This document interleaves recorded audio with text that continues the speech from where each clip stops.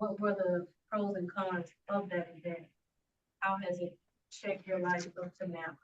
Let me tell you the real pros and cons of it is that we were brought up, raised Christian, and we were taught that you love everybody, regardless. But the other side of that is you were taught not to trust anybody. That's the pros and the cons. You love, but you don't trust. And in that particular incident, and you learn, go back to my school. Our principal of our school was, his name was really named Tom. And of course, we called him Uncle Tom. Because whatever they told him to do, that's what he did. And so we were at this march, this demonstration one Sunday afternoon. And the kids are lined up over here, and the demonstrators are over here, and he's on this side of the street. He was a real light-skinned man. So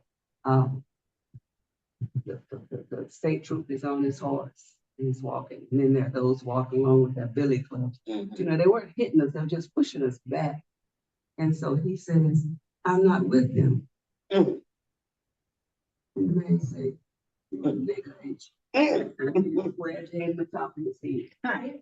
He was in the hospital for 3 weeks. So don't we can't get it twisted. We cannot. Just like you say, you got to know who you're dealing with. He didn't know who he was dealing with, but we did. We were glad to see him get out of the hospital, but he learned his lesson as well. Let's give Dr. Ruth coming. That was very good storytelling, and appreciated. That's what Black Heritage brings to the community.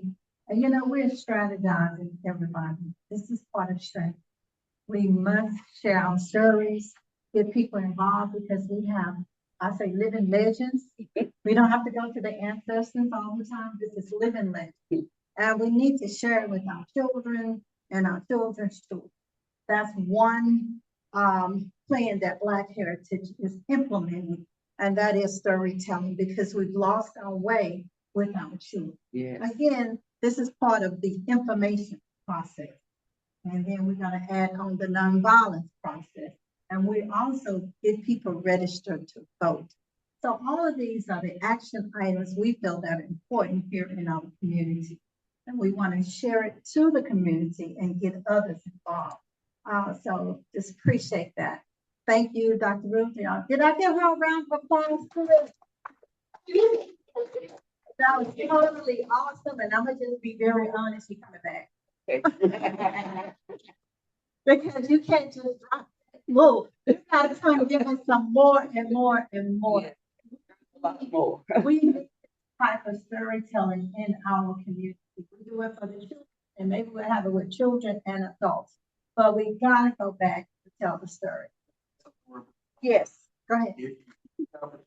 So every year they do a commemoration, a reenactment. Go. It's well worth it. Take your children. I went with my 3 daughters this last year, and my oldest daughter and I walked from the Edmund Pettus Bridge to my parents' home. That's still, the property is still there. And why are we doing this? What is this all about? And so I showed her all the old films, what happened, what took place, and she was crying by the time it was all done and what had taken place and all of that. So I would encourage you, if you have the opportunity to go, please go and take your children with them, and it'll just give them an opportunity to understand the sacrifice that others made before them, so they'll have the right. That sounds like a reacting of the Blood Sunday, coming along in my head. That sounds like a project that Black Heritage is tours, and like you say, it creates an mentally. So we appreciate, we're gonna be looking at that. That's another reason why we have this here community meeting, because Black Heritage want to bring more and more, but we do need to get support. And just like Dr. Ruth Cummins said, we don't get the dollars and cents. DEI is gone now, everybody. So we're totally dependent on the community and businesses to keep our organization going. So these are ways we bring something to the community, let people know how impactful our programs are and how it is bettering the community. We have to do it one hand to the next hand. And it's gonna take storytelling and all of us coming together to make this pass. With no further time ado, I know we have our highlighted one of emeritus board members. She's also with National Women's of Achievement. She's National, yeah, Sci-Fair Chapter, National Women's of Achievement. Thank you for that. Sci-Fair Chapter, because I know there are several chapters. So we want to make sure. Sci-Fair, let's raise your hand if you never. All right, so everybody, thank you all for coming out and supporting the Black Heritage Society. That's what we're trying to get more information out. And she's going to talk about the Voting Rights Act. Without further ado, Ms. Johnson. Now, remember, we got coffee back there, so don't make me pick up all these little donuts. Little bitty donuts, just in case I could, I could just get a few of them. But that was the reason for that. So if if you have more time, please, for those that are online, if you have more time, you can endure with us. We're gonna go. We got plenty of time. Black Heritage had to get this room, but we make sure that we want to make sure that it was a productive day for all of us. Ms. Helen Johnson, about the Voting Rights Act and the Supreme Court changes. Thank you, Ms. Fuller. I'm telling you, all of the presentations have been just great today. Starting with Greg, and then of course Reverend Dr. Key and Reverend Comet. Was there another one? I think that was it. BJ. Dr. BJ. Yeah, our Hindu, and then Representative Charlene Ward Johnson sent her. That was her representative. Yeah, Dr. Hubbard. Okay. Let me say good morning to you, to all of you. And I'm telling you, this is so interesting to me. Ms. Burke, I'm so glad that you are taking this, because a lot of people want to look at that. Now, the Voting Rights Act of 1965, they're saying this is one of the most dynamic, one of the most amazing pieces of legislation that was passed. And it was passed on August the 6th of 1965 by a Southern president, Lyndon B. Johnson.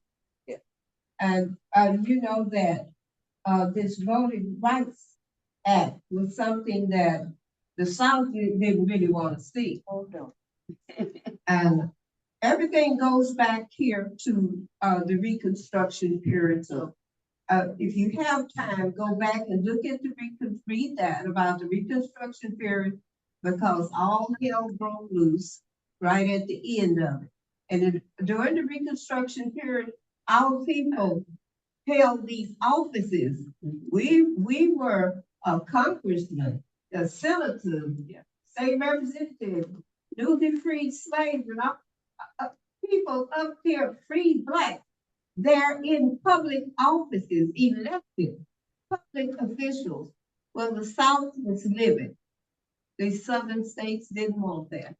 So we have, all of this goes back to that Voters Rights Act of when Lincoln was trying to make sure that Black men had the right to vote, because at that time women couldn't vote. White women, Black women, the women just didn't vote. Okay, until the 19th Amendment. But now we fast forward because the Ku Klux Klan, the Nazis, the skinheads, all of them in 1877, at the end of the Reconstruction period, they were footloose because there was an agreement made where no federal protection was to be given to Black people. And they made sure that none of us had those positions. We were no longer a congressman. We were no longer the statesman. All of those positions we had, they disappeared. Yeah. Because that's what they wanted to do, get us out of those offices. And that's what they're trying to do now. Right. It's all about this voting right. They didn't want us to vote. Okay, but our people, and we just need to give credit to our ancestors. Look at what they went through for us. Look at what they went through. And this was on top of the ones that had been slain. On top of that, here it is, they didn't want us to even have our rights. They didn't want you with your voting rights, anything after you were free. But Lincoln had enough foresight to say, I'm going to do something here. Not only do I free these people with the 13th Amendment, I've got to give them some rights as citizens with the 14th and 15th. I'm going to make sure those black men can vote, especially those men that had fought in the Civil War and helped the Union to win the war. Because if it had not been for them, we would not have been where we are now. Right. Okay. But fast forward, they started trying to dismantle the Voting Rights Act of 1965 almost immediately. 5 years later, 1970, they started off trying to get rid of it. 1972, 1982, 1992, and 2006. They were still trying to get rid of this voting right, parts of the Voting Right Act. And it was the part that they were really after was the one where they had to actually have pre-clearance. They had to report before they could do anything that was going to be against black people, discriminatory acts, like this test that they were giving, and even the poll tax or whatever, they had to have pre-clearance. That was at section 2. And well, they didn't want this. They didn't want you to report it, and they didn't want to have to ask the federal government. The southern states didn't want to have to ask the federal government about when they got ready to change out polling places the day before. When when they want to tell you that you can't have mail-in ballots anymore, or you can't even have the drive-through voting. They don't want any pre-clearance, so they're trying to get rid of that. And I'm going to have to read this because that was the legislation that they had to put in place.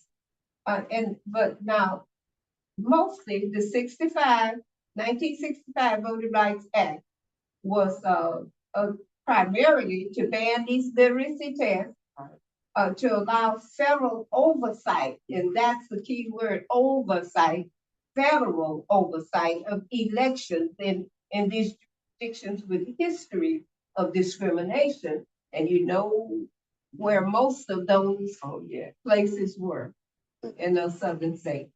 And then they wanted to, this 65, they wanted to require certain states and localities to obtain federal approval, and that's that pre-clearance, before changing the voting laws.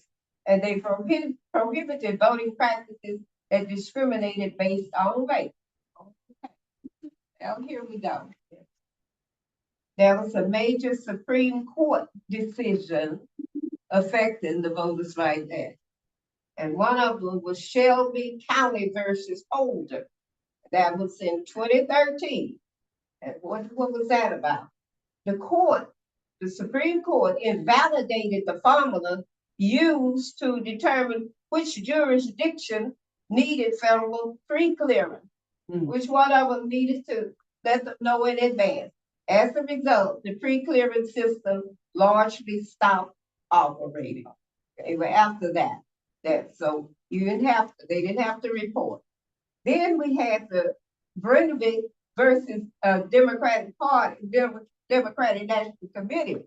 And what was going on there? The court upheld 2 Arizona voting regulations and adopted standards that made it more difficult for you to challenge whatever those voting rules were under Section 2, again, of the Voting Rights Act. Then we have a good one, Allen versus Milligan. That was in 2023. And it was a 5-4 decision here. The court ruled that Alabama, Yes. Alabama congressional map likely violated Section 2 because it diluted the Black voting strength. And the court required Alabama to create an additional district where Black voters could elect candidates of their choice. That happened in Alabama. The decision was viewed as a significant reaffirmation of Section 2 protection.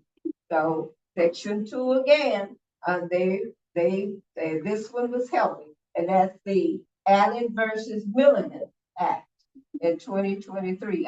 Decision. And then we have the latest Supreme Court, the newest major Supreme Court decision involving the Voter Rights Act. It was in Louisiana, Louisiana versus Calais, and that was April of 2026. Now, what happened here? According to reports and subsequent court filings, the Supreme Court struck down Louisiana's second majority Black congressional district and significantly limited the use of Section 2 in redistricting cases. So there it is. Many of the legal observers viewed this ruling as a major reduction in the Voting Rights Act and its ability to challenge racially dilutive district maps. So, and that's what we're dealing with now. These district maps, that's the big thing. And you know what happened here in Texas, and what happened as a result of their, they say they do the cracking, and it was cracking and banning, Packing, cracking, packing, pardon, cracking and packing. cracking and packing. Thank you. They cracking and packing, and anyway, what they did, they were able to shut out Jasmine Crockett because they redistricted, and her residence was no longer in the district that she represented, and there she is, a sitting congresswoman. Wow. Texas did that. Wow. Because of this act. This action, Louisiana versus Calais in April of 2026. All right. So, and they were able to get Jasmine Crockett out, and then not only Jasmine, they looked at Al Green holding up his little cane and challenging the president. Two very outspoken Black Congress people. Both of them. And all they had to do was redistrict.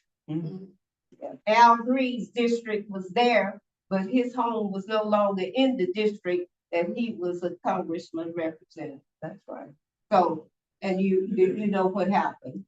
Al Green is forced into the district with Congressman Menifee. Right. And the people had just put Menifee in after a long delay to even have the election for him. They just put him in office. So those people came back and they they reinstated him. They elected him as their nominee anyway. So these are some of the things that we're looking at. And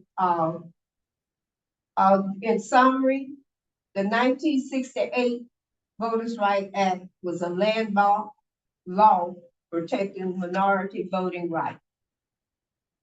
And we're going to have this for you, Ms. Brewer will distribute this to you. 2013, Shelby County versus Holder, it ended most federal pre-clearance requirements. 2013 and 2021, Barnaby versus the DNC, it made Section 2 voting rule challenges harder. Oh, it's harder to challenge them when they're doing these things and to try to keep you from voting. It did more. It discouraged people, and that's what they wanted because they said, you know, it's too much of a hassle. Yeah. And a lot of people say, and then votes don't count anyway because they're going to elect who they want to. And we have this attitude, this hopelessness that's coming in as a result of all of this. That's what they want. But we're going to have to talk to those people and let them know that too many people died, too many people suffered for you to vote. You have the right to vote. And no, we can't let you just throw in the towel. You're going to have to vote. You need to vote. And think of the vote. You want to fight? Think of the vote as a weapon. And when you press that button and select that person that they don't want, that's the big bullet, boy. You just shot. So we need to let them know that is a weapon. You are fighting. This is a revolution. When we go in and vote and make changes, we're making those changes without having a fight like they have in other countries where they have to go. They go in and have a coup d'etat and they kill the leader and his family and all of that. So we have our weapon. We vote. And that's what we need to tell our young people, that the vote is your weapon. And you are missing the shot. We needed all of the bullets we could get on voting day.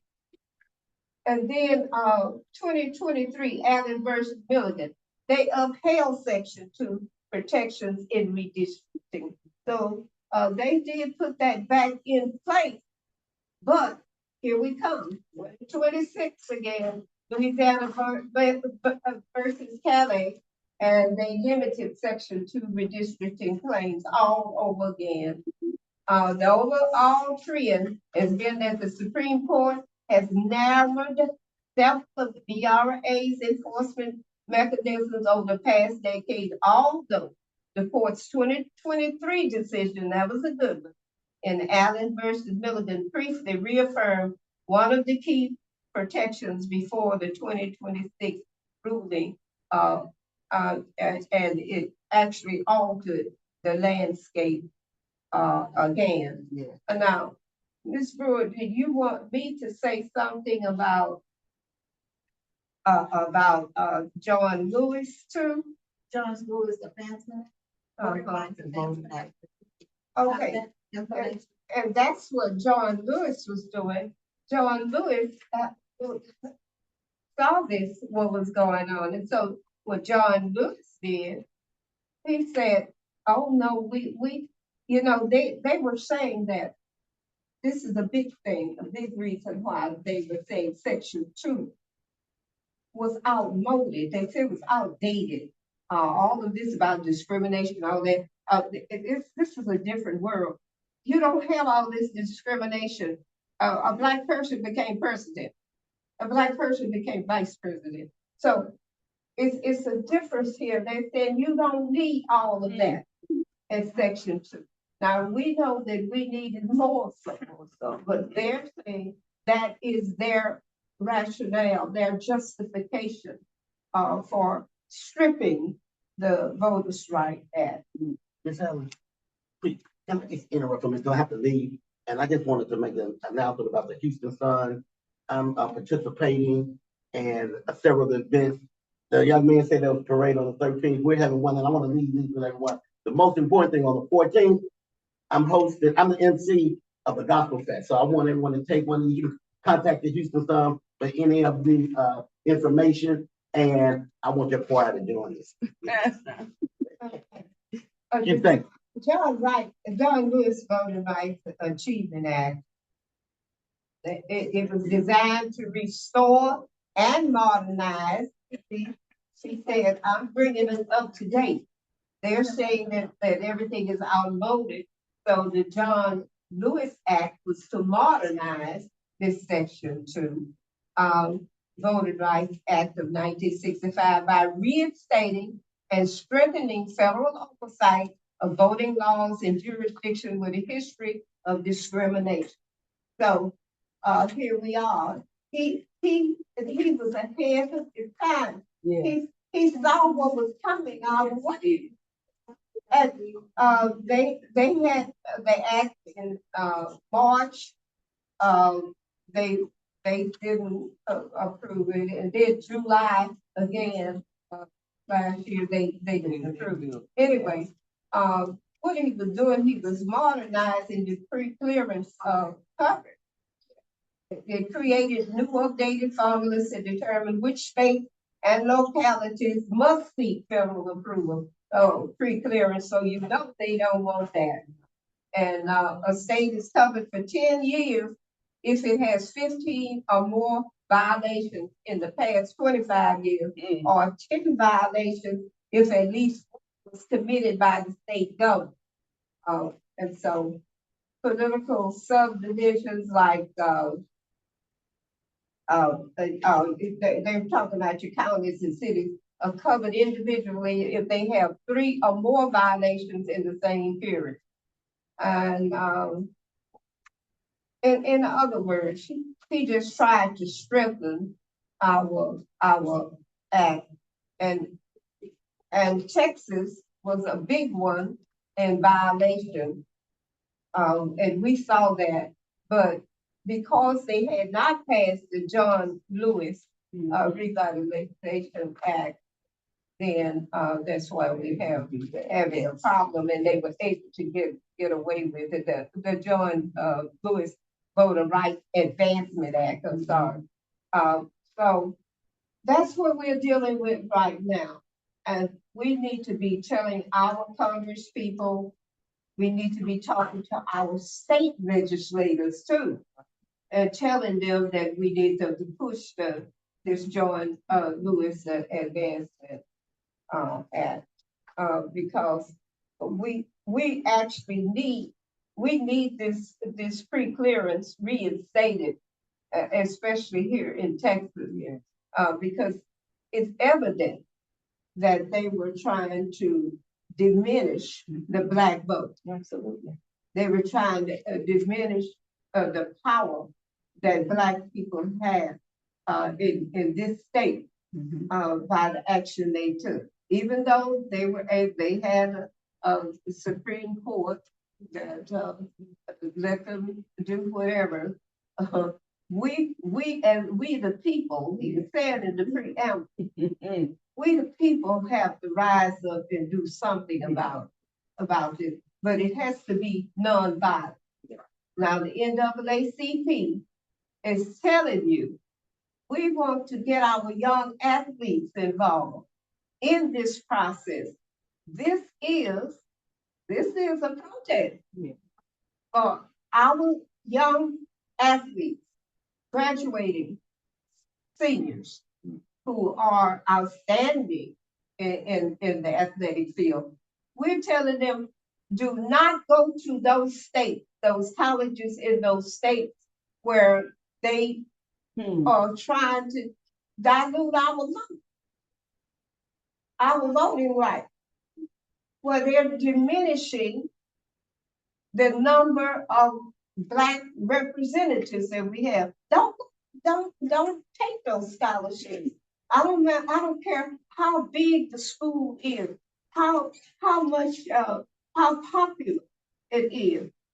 You have, if you're an outstanding athlete, you're going to have maybe 100 scholarships anyway. They're going to have 15 scholarships. They don't have to go to one of these colleges in a state that's diminishing the voting rights of Black people. That's right. They don't have to do that. They can go to other colleges. And the other thing is, they can go to other colleges, and then if that state that they want to go to straighten up, they can transfer. So we need to get behind the NAACP, encourage them, support the NAACP, and talk to these young people and tell them, do you remember years ago when the World Olympics, when we had those three Olympians and they won the gold, the bronze, and the silver. All three of them were standing up there, and when they asked them to say something, they all raised their fists as the Black Power sign. Yeah, they suffered behind it, but they took a stand. And look at Colin Kaepernick, what's his name? I never could get his last name right. Yeah, that young man took the knee. I mean, he didn't agree with the Star Spangled Banner because he knew that it was not right. The second stanza talks about the darkies and all of that. He didn't agree with, but he took a stand by not standing. Right. And we need to look at these things and understand that we as a people, and Ms. Brewer knows that this is my pet thing. We as a people are a nation within a nation. Right. And we didn't ask for it, but they kept pushing us out. We were supposed to be integrated, but we ended up being just desegregated. And we were never assimilated. Anyway, certainly not integrated. So we're a nation within a nation, and we need to start thinking that way and act that way, and get our own hospitals and our own schools, get our own doctors and nurses and all of that. You know, it's time that we started taking responsibility for our own. Yeah. And then we'll have our own district. We won't have to worry about somebody redistricting what we have and all of that, because we will make our own decisions. And one more thing before I shut up, years ago, what we did, when we disagreed with something that our party was doing, because it's intra conflict also. Yes, Lord. When our party was doing something we considered as discriminatory, and we were there at our state convention, we did something called romping. Everybody get up and walk out. We would walk out. And we need to learn to stick together, unite and stick together. The other thing is, we have to realize that we're only 15% of the population, and whatever they do, they keep us at the 15%. I've noticed that when we rose above 17%, that's when we voted for Obama, and they panicked. So what we do, we are in a position to swing the vote. So we can swing that vote. It doesn't have to be a Black person.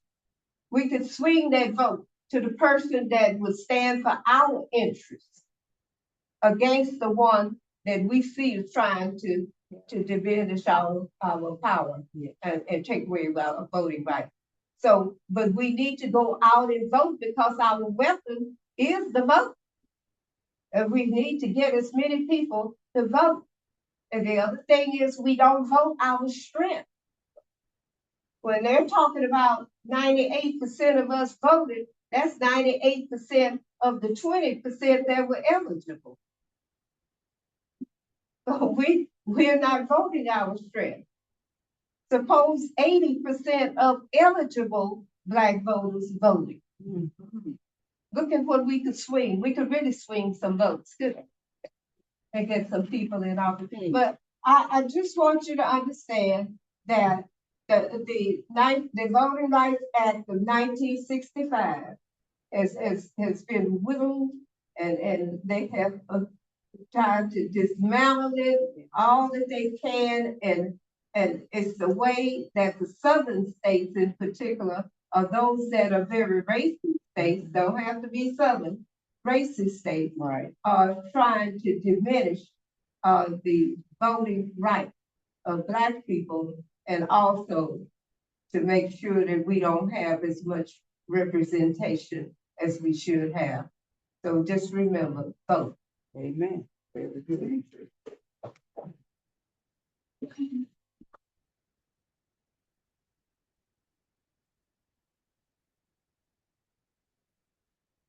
Wow. Wrapping it up, I tell you, we have received a lot of information here and wealth of information. Let's give it up for Mr. Emeritus. And then she knows she's always. And I have her back, you know, community, we want to share this information with all people. I just wonder if you have questions for Ms. Johnson, I want to offer her that opportunity. I do have a question, Ms. Johnson, and that is, why do we have, well, you may, the reality for a Black individual is much different than the reality of non-Blacks or white, and especially when it comes to social services or even for religion and even for voting. Wonder why we're so different in those aspects, just out of curiosity, Ms. Johnson. Well, number one, you're dealing with, you're dealing with, we were talking about this yesterday, you're dealing with people with limited freedom versus people with full freedom. Okay? And so the ones with the limited freedom are trying to survive. You trying to put food on the table. You're trying to pay bills. You're doing all of that. The others are having leisure time and all of that. So the reality, your reality is based upon your priorities, and your priorities are different from somebody who has all the privileges and amenities that they want, that they could get. So I think that's part of it. It's not that we don't care. It's just that it's part of the struggle. Yeah. Got it. Well, I think our wealth is being depleted. Of course. Our wealth, our athletes and our fellow persons that go out and get these enormous salaries, and usually they don't stay within their community, their neighborhoods. They venture out. Our young men and our young women, they'll go in and diversify. They'll go in sharing and marrying in different groups. And it's really hurting us. I mean, you know, prosperity is good, but it's actually hurting the Blacks, because we need that wealth to come into our communities where we can rebuild, as you're talking about. But without that wealth, we can't do very much. Now, when it comes to the wealth, it's something like they told us that we need to pull ourselves up by our bootstraps, but they forgot to give us the boots. That's right. That's right. And certainly didn't have any straps. So, So, when your mortgage note in a certain locality, like they have certain developments, certain communities that we could move in. Your mortgage note is going to be much higher than those other people mortgage note. Right. Okay. of course, we still make it. Despite all of those things that they do to us, we still make it. And then you have to understand that people are grooming their daughters to get those young men that are going to be wealthy. That's, I mean, it's a process here. Yes. You know, I think maybe we need to start looking at grooming. We really don't. Most of us don't. But there are other groups, ethnicities that actually train their daughters and train their sons to go after this and to increase the wealth. So, again, that's the difference in the realities. So, you know, from Deacon Lewis. So, I guess it's just that we need to get a different mindset. We need to have discussions, communicate with each other, especially with our young people. We need to start communicating about things like that. Did I answer your question? Very good. Yeah.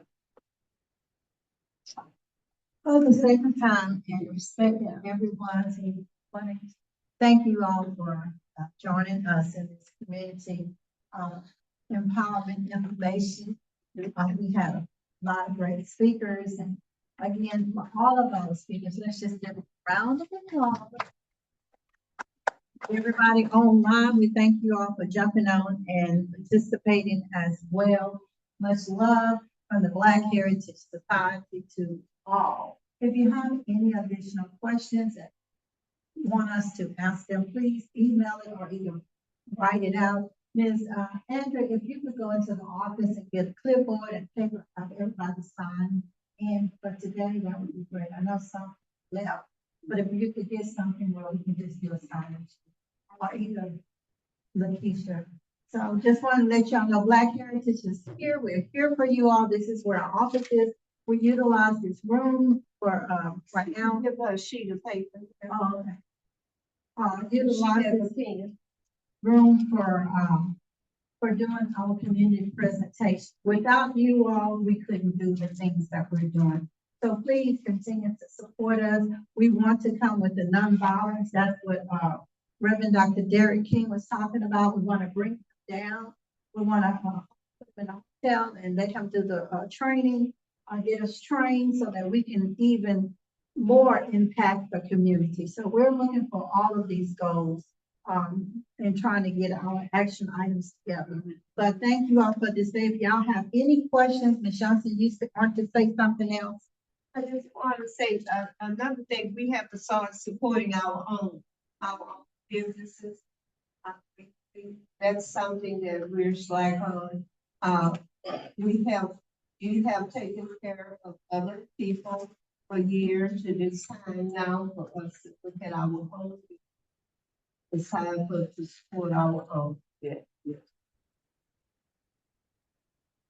Thank you, Ms. Johnson. She always has nuggets. We on the website of Black Heritage Society, www.blackheritagesociety.net. We do have a community business page where we are putting businesses, small businesses up there. And definitely we want to support our own. So if you want to go ahead and look on our page, and we have all types of business, even from catering to carpentry, any of those skills, we do have it on our website page, and you can click if you want to look up some of the Black businesses in the community as well. We do want to support the small business. So thank you all for your time.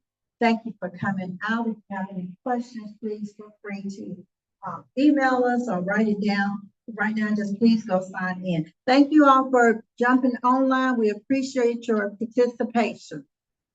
I'm Dr. DJ. I'm gonna have to try to send everybody the link for the State of the Union statue. I'm gonna still try to get it up. So just give me a few minutes to work on that. Any other questions before we adjourn? Ms. Johnson? You the emeritus board member, I'll let you close this out. Till we get ready to come. This is Minister too. Minister, come on here. Thank you. Cover us. What you want, a Just benediction? close it, just a benediction. Benediction. There we go. God, dear God, our Father, for this opportunity to gather together to handle some kingdom business. We are in the business of building your kingdom. We're in the business of bringing all that we know into your kingdom. Because in your kingdom, there is protection. In your kingdom, there is peace. In your kingdom, there is love. We thank you now for this Black Heritage Society, for Sister Brewer, who takes care of everything, and for all of those who have come out today. We pray, God, that you give us traveling grace to our various destinations, that when we reach them, that we find all things well. And when it's time for us to gather together again in this place, give us that same grace. In Jesus' name we pray. Amen. Thank you all for coming, supporting. Thanks, everybody. Thank you. Remember to get you some juice. Isn't that the truth? That is the truth. That's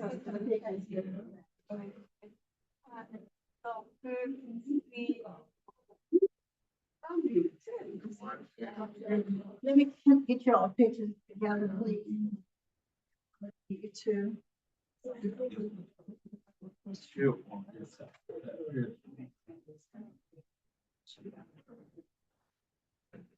So informative. And beyond, touch, simple you make it. They really played that on it. That a child would find Did it. you stand by your mother? I'm Yeah. sorry. You made it so simple that even a child can follow it. Even more perfect. That is so beautiful. Thank you. Anyone wants to take pictures with our guests? They come up now. Okay. Anyone wants to take a picture? I can take a picture with you. I'm gonna give you your stuff. Okay. I'll do something happen here. Somebody take the picture for, let's see.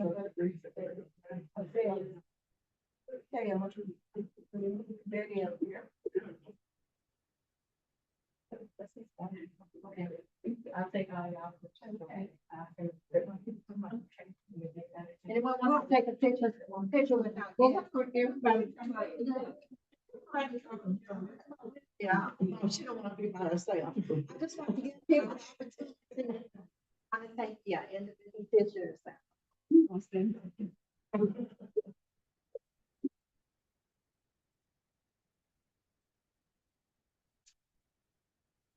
Thank you. All right, thank you.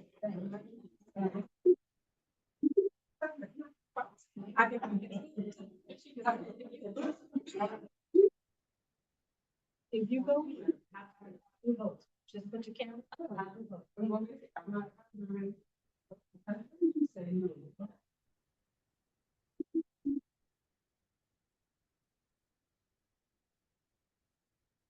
Everybody ready? Hold on.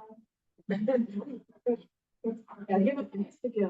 I made a double in there. Yes, ma'am. Okay, I got about 3 things.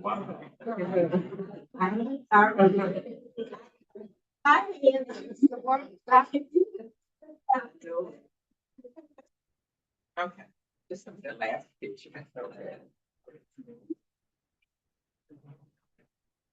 Okay, I got to download it to the YouTube. Yeah, I know better than just take one picture. Take several. So, thank you. All right.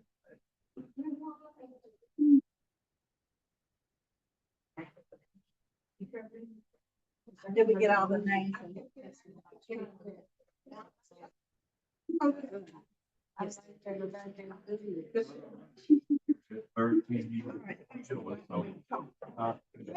Video on.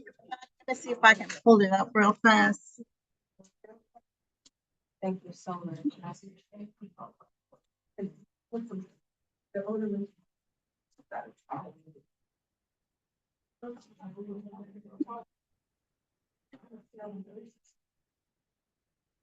Take a cup of coffee now.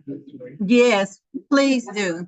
I'm gonna, try and make sure I can still meet with those and. Okay, Then I'll follow them. But I'm gonna put this on my desk. okay, okay, yeah, no, just give them put them on the front desk so I can put them in a book. Right, thank you. Thank you. I don't know.